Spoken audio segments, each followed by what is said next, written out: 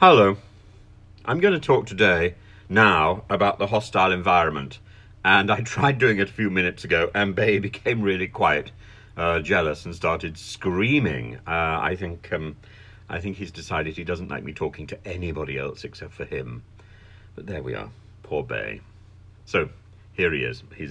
He's down here, and he may get bored in a minute.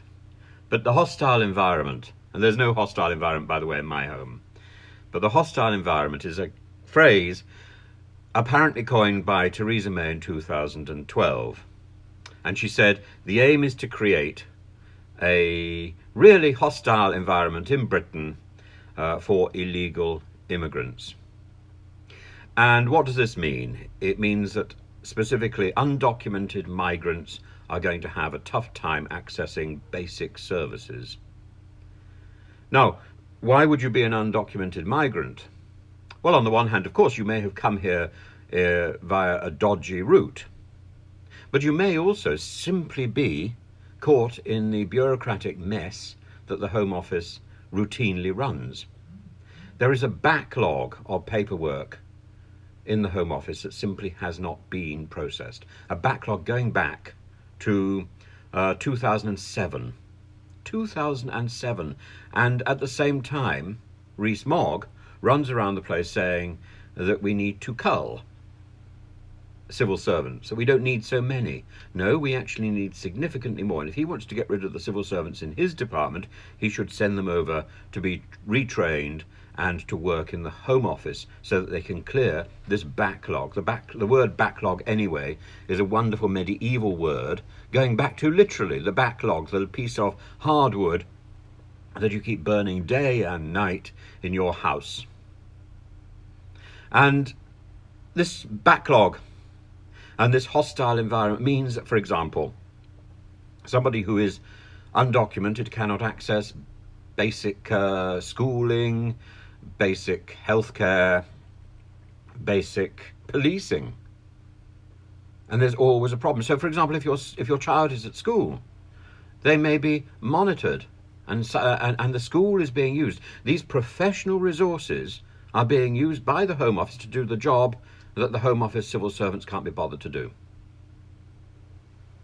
It's very, very worrying. Now, you could say, and I know there's lots of people who comment on my channel who regard the Conservative Party as, quote, the nasty party, and they may be right. It's become particularly nasty. Here I am sounding a little bit like Rory Stewart. But in fact, the first person who used the term hostile environment was Liam Byrne, and he was a Labour Party minister for the Home Office in 2007. So the idea of creating this environment which threatens people rather than helps people. Our services are there to help people, not threaten them. Even the police service is there to help people, not threaten us. We should not be afraid of a policeman. That is our British tradition. And we are turning this upside down with the idea of the hostile environment.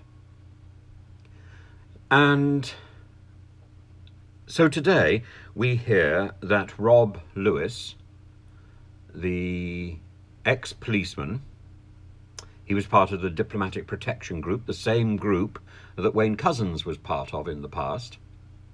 And now he works, or was working, for the Home Office until his WhatsApp racism was exposed and he was suspended, and now he's been arrested. His WhatsApp filth is a symptom, I suggest, as much as anything else, a symptom of this hostile environment.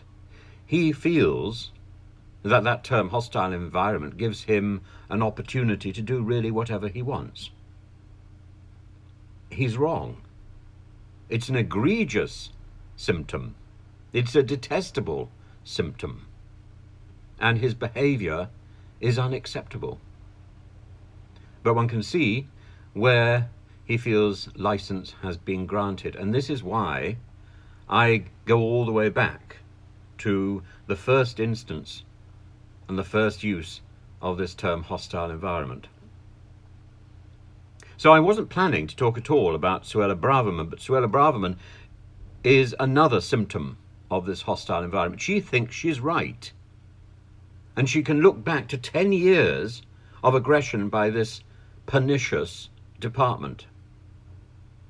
So it's not just asking the government to change. It's not just asking Suella Braverman to change. It's not just prosecuting, if necessary, Rob Lewis and these overzealous and unprincipled ex-police officers. It's also asking an entire ministry to change the way it works, actually to work. Because if you've got paperwork going back to 2007 that you haven't processed, you are not working.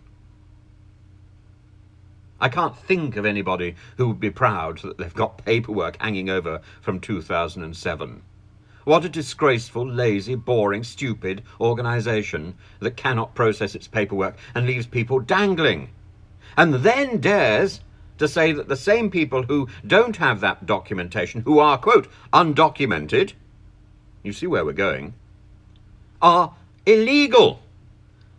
They're not necessarily illegal, they're just undocumented because you in the Home Office have not done your work, and anybody will know if they try to get their passport renewed, if they try to help somebody get a visa to come to this country, anybody will know how useless the Home Office has become. And more than that, its last Home Office minister, Priti Patel, was accused of bullying. And yet you ring up the Home Office and you're told that aggressive language, inappropriate language will not be tolerated. Of course it won't be tolerated. It should never be tolerated.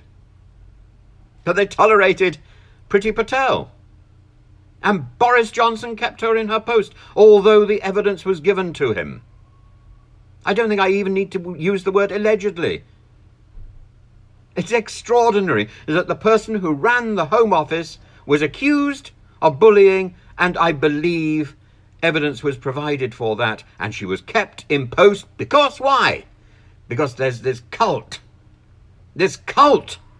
and I hope I'm spelling that word correctly, this cult of a hostile environment.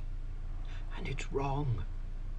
And that's why we have yet another demonstration of evil from the Home Office, of evil, an abuse of WhatsApp. I don't understand why nobody is pulling this up and is saying this. This is, yes, Rob Lewis seems to have done wrong. Rob Lewis is wrong. It's right to suspend him.